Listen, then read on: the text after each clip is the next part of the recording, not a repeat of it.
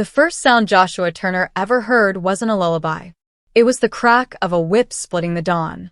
He was born not in a home, but in a toolshed behind the Griggs plantation in Pulaski, Tennessee, a place where babies were wrapped in burlap, not blankets, and mothers whispered prayers that no one heard.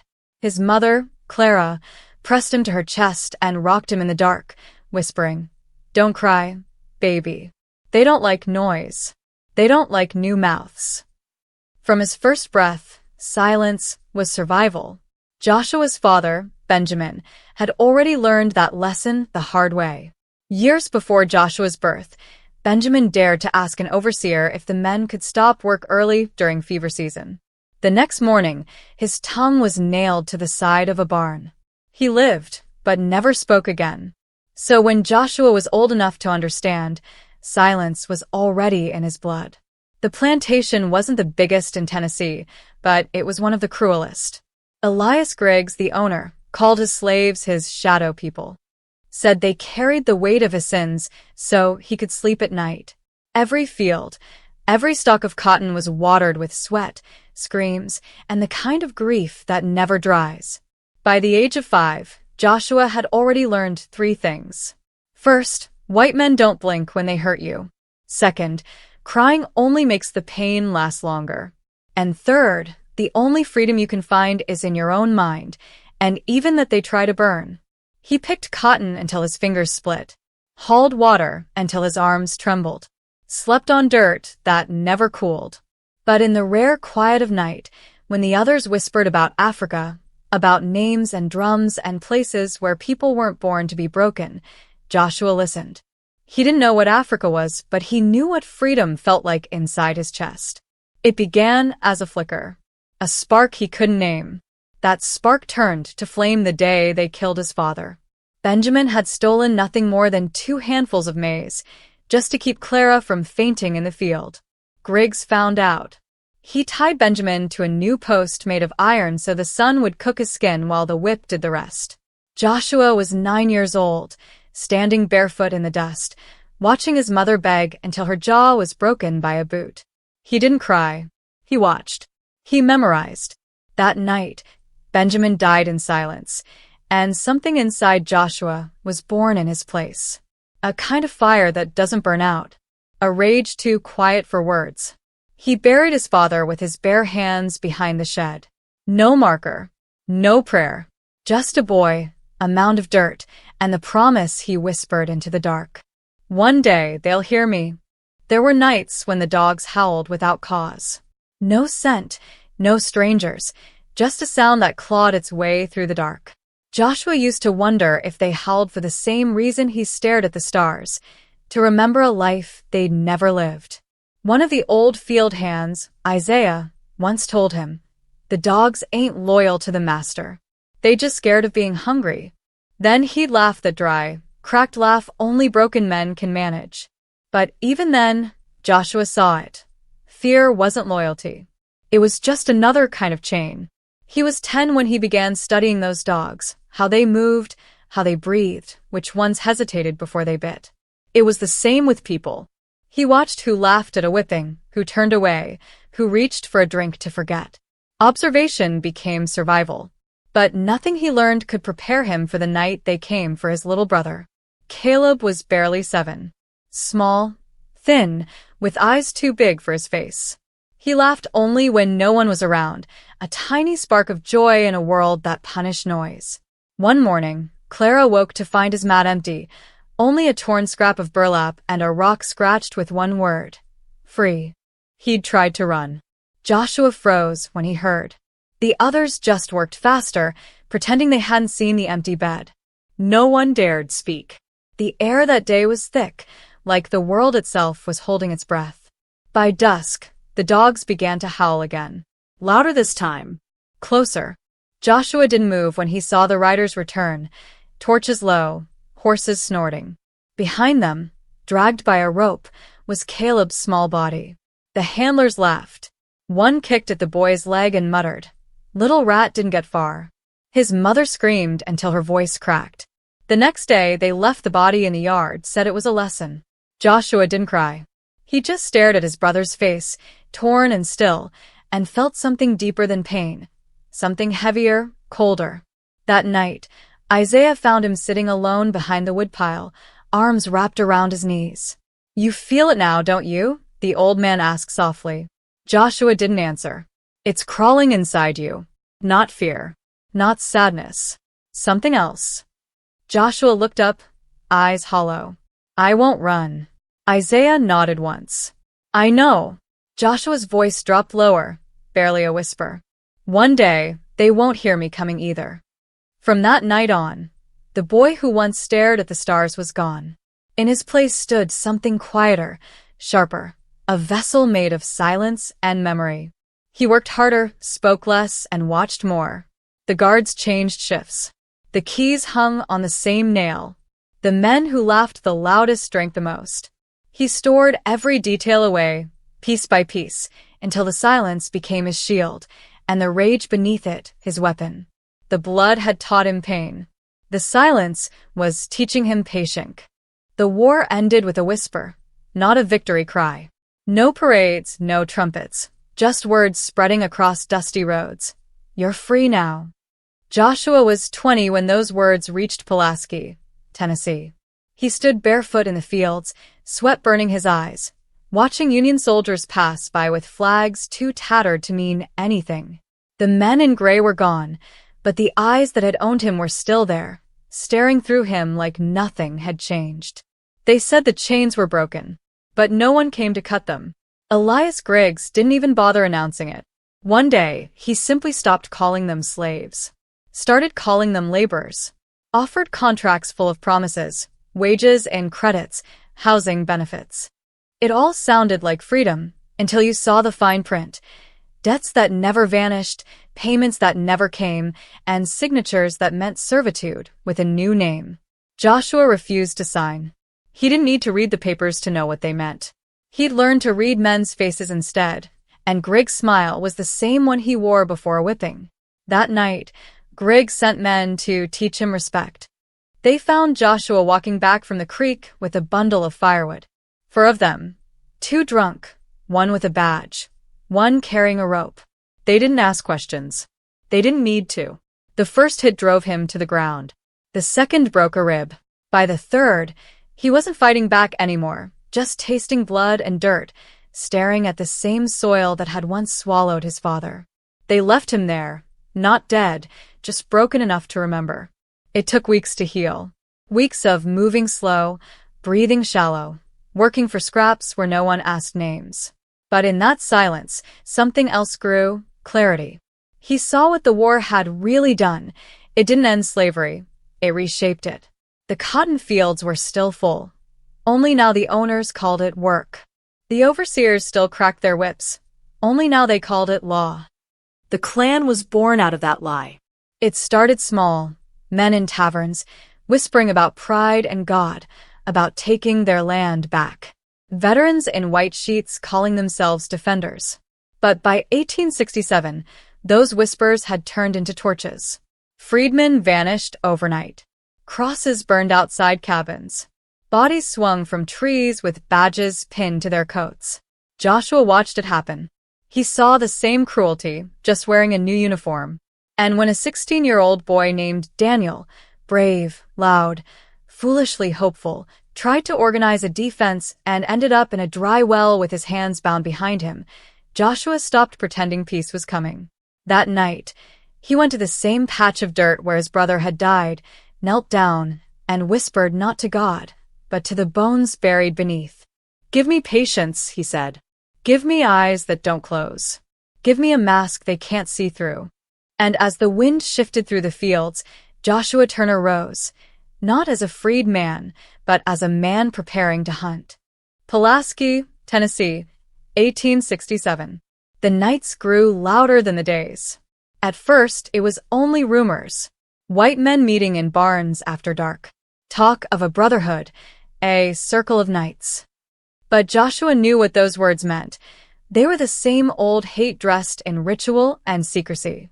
One night, as he was returning from the stables, he saw them for the first time. 10 riders, white hoods glowing under torchlight, horses moving like ghosts across the field. No shouts. No laughter.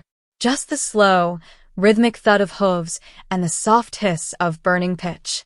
They left behind a cross, still smoking, planted in the yard of a freedman's cabin. By morning, that cabin was ash. They called themselves the Ku Klux Klan, defenders of the South, guardians of purity, soldiers of God. But Joshua saw what they really were, the same men who'd killed his father, his brother, his people. Just now, they were allowed to hide behind cloth and call it honor. He watched from a distance, memorizing. The way they spoke, the way they moved, the way they covered their faces like cowards. He noticed their arrogance, how safe they felt, how sure they were that no one could ever touch them. The local sheriff wore a hood. So did the judge. Even the pastor, who'd once baptized Joshua's mother in muddy water, now led the Klan in prayer. It wasn't just hate. It was a system, a sickness with a heartbeat. And Joshua, the quiet man no one noticed anymore, decided to make that heartbeat stop. He started with patience. Took a job cleaning stables for a merchant named Barrett, a man who wore his cross on Sundays and his hood on Saturdays. Barrett trusted Joshua quickly. Men like him always trusted silence. Within weeks, Joshua was overhearing names, times, plans whispered behind closed doors. By the end of the month, he was invited to a meeting. It took place in a barn lit by lanterns and smoke. The air reeked of sweat, whiskey, and arrogance. Joshua stood at the edge as men in robes pledged oaths and spat into fire, speaking about purity, vengeance, and the restoration of order. Then came the moment. Barrett turned to him and held out a robe. "Brother," he said, smiling, "welcome to the cause." Joshua stared at it, that white cloth that had soaked up so much blood, and reached out his hand. He took it. The room erupted in cheers. He nodded once, silent as ever. Because sometimes, to kill the monster, you have to wear its skin. Later that night, under a broken moon, Joshua stared at himself in a cracked mirror, the hood over his face, the eyes of his enemies staring back through him. He didn't feel rage anymore, just purpose. And for the first time, he whispered, "Now, I see you." The first time Joshua wore the robe, it felt heavier than it looked. Not from the cloth, but from the ghosts it carried. The hood smelled of gunpowder and sweat. Its eye holes were uneven, its seams rough, its presence suffocating. But Joshua wore it without flinching. He had learned long ago how to breathe through pain. Under the name Jonas Hill, he became one of them. A trusted hand, a quiet listener, and the most dangerous man in Tennessee because nobody suspected him. The Klan met deep in the woods, always after midnight. 10, sometimes 20 men, farmers, merchants, preachers, men who wore holiness by day and horror by night. They called each other knights, spoke of cleansing and restoring the South, yet every word dripped with fear. Joshua could hear it in their voices. They were terrified of a world where black men could stand beside them as equals. He stayed silent, nodding when they preached, laughing when they bragged about their latest lesson. Each story burned through him like acid, but he endured, memorizing names, routes, and plans. When they rode, Joshua rode with them, through dark fields, over creeks, past burned-out cabins. Torches in hand, masks on faces, hearts full of rot. He saw the faces of the men who had killed boys like Daniel, who had beaten women like his mother, who had dragged men from their homes and hung them from trees that still bore the marks. He spoke little, but when he did, they listened. Barrett, the merchant, began to trust him more than anyone else.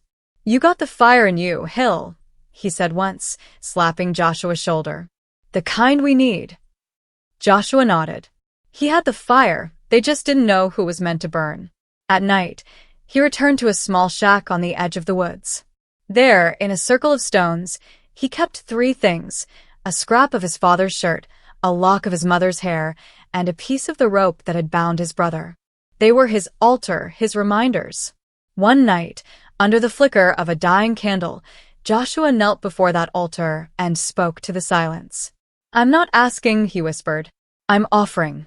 He cut his palm with a stone, let the blood drip into the fire. "For every name they took, I'll write a new one.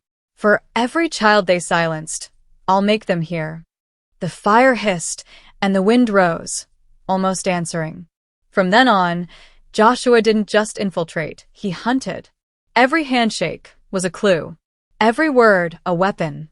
He learned which men carried knives, which ones drank too much, which ones feared being alone. The Klan thought they had recruited another soldier for their holy war. But they hadn't found a follower. They had let in a ghost. And ghosts remember. It began on a night when even the crickets were quiet. Joshua rode with them, 10 men in white, torches flaring against the dark. Their target was a freedman named Elijah, a former soldier who had opened a small school in his home for black children. The town said it was unnatural. The Klan said it was blasphemy.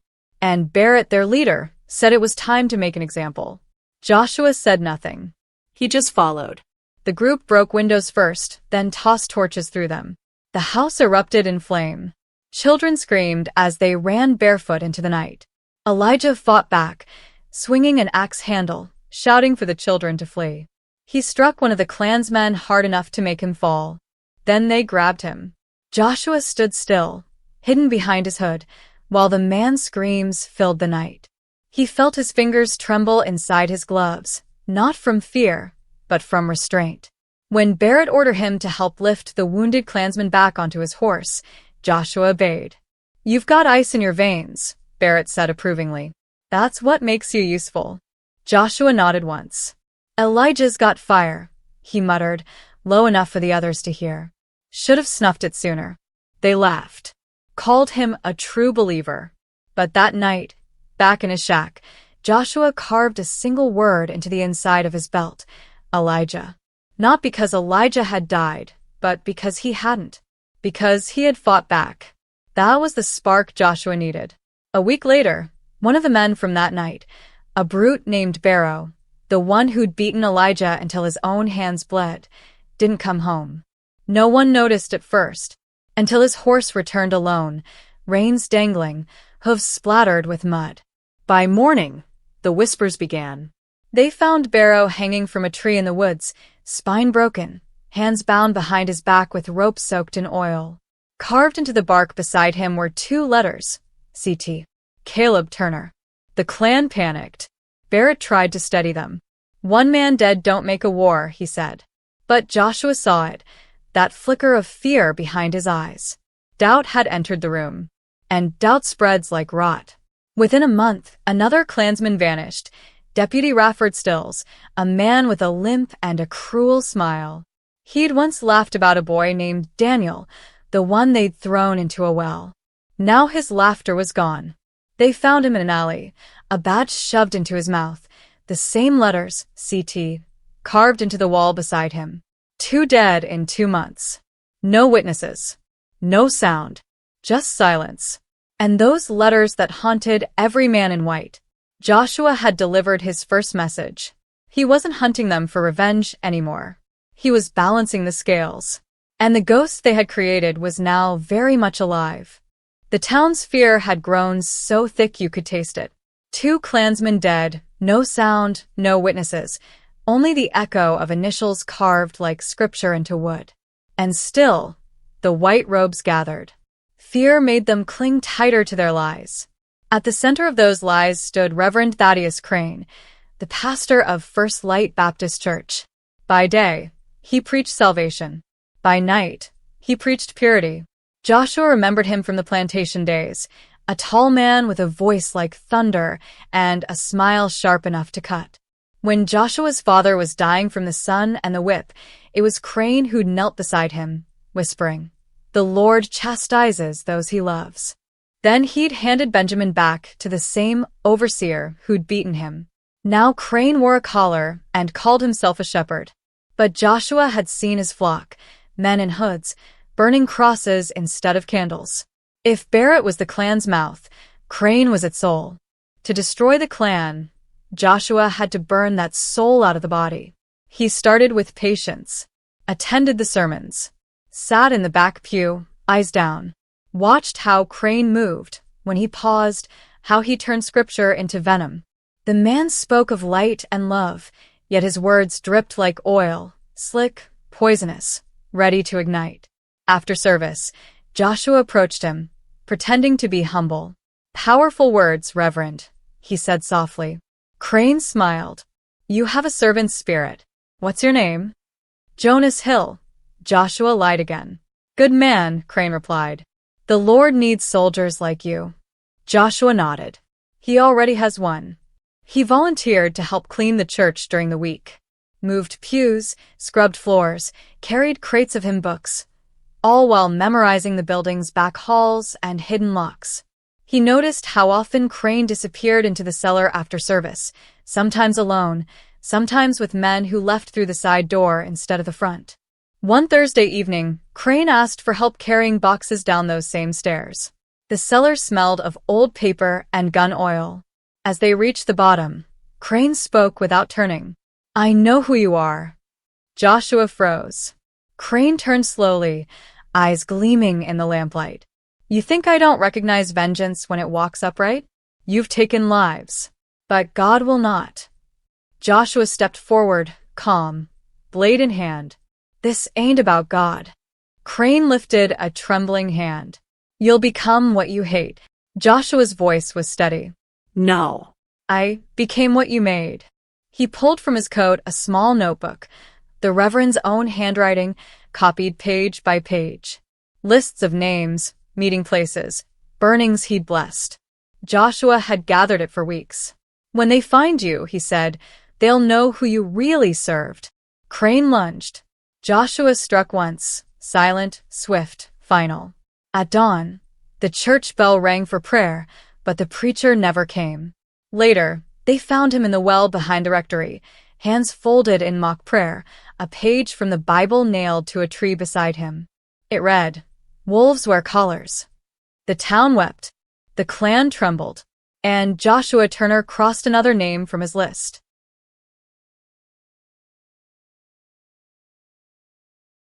Pulaski no longer slept. Doors stayed locked. Candles burned through the night. Even the bravest men jumped at the sound of creaking wood. The Klan had lost its preacher, its deputy, and two of its most vicious riders. Their meetings had turned from sermons to arguments, each man pointing fingers at the next. And through it all, Joshua stood among them, calm, silent, taking notes no one would ever read. Barrett, the merchant leader, tried to rally them. "We are soldiers of God," he shouted to a shrinking crowd. "We will not be intimidated by phantoms." But his hands trembled when he said it. Joshua noticed.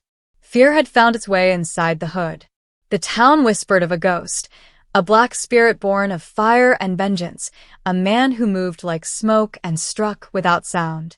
They called him the Turned One, Cain with a cause. Some said he wasn't even human.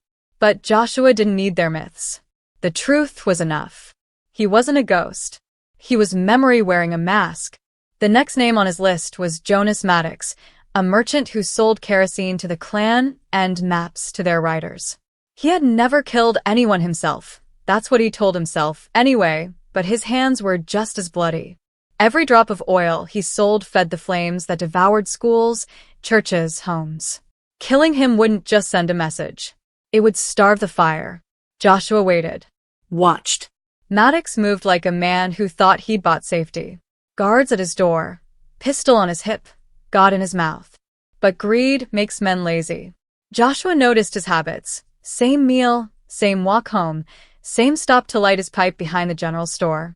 One fog-heavy night, Maddox turned that same corner and never came back. Joshua was waiting. No hood, no disguise, just silence. He dragged Maddox into a shed behind the blacksmith shop and bound his wrists with twine soaked in vinegar.